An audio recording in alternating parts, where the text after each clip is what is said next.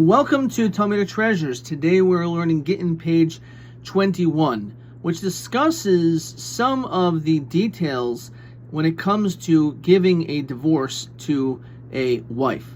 And the law is that when you are giving it, it's supposed to be, as the Torah says, sefer, a book, which is krisus, which literally means a cutting off, a severing of ties.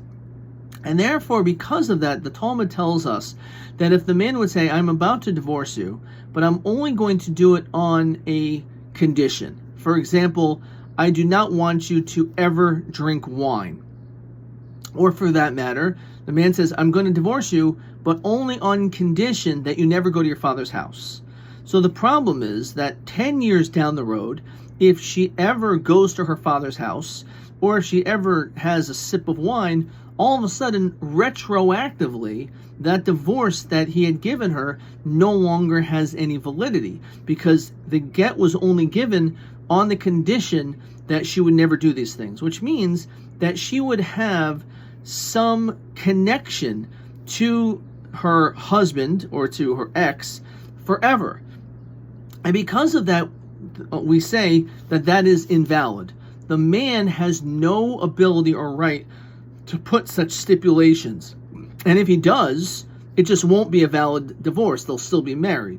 It's necessary for a complete severance. The Talmud does say that if you would do this only for a short amount of time, let's say for 30 days, so after those 30 days, we know he no longer has any connection to her, and therefore she, in fact, will be divorced. But we do see that this is the notion, which represents an element of control, that this man is demonstrating that he wants to still be in control, even though she's getting divorced. And also, he wants to make sure that she's not able to do certain things, such as enjoying her life by being with her family, drinking a cup of wine. Those things are not acceptable. Once a person is no longer connected to that person, once that person is no longer married, there's no more stipulations, there's no more conditions that person makes. The idea of what the Torah is trying to tell us is we don't want a person to get divorced. But if a person does get divorced, there has to be absolute closure.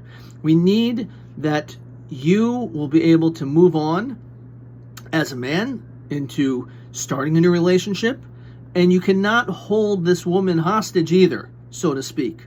Rather, she is allowed and entitled to have the same element of closure herself. And therefore, once she's divorced, he no longer has any ability to control her life.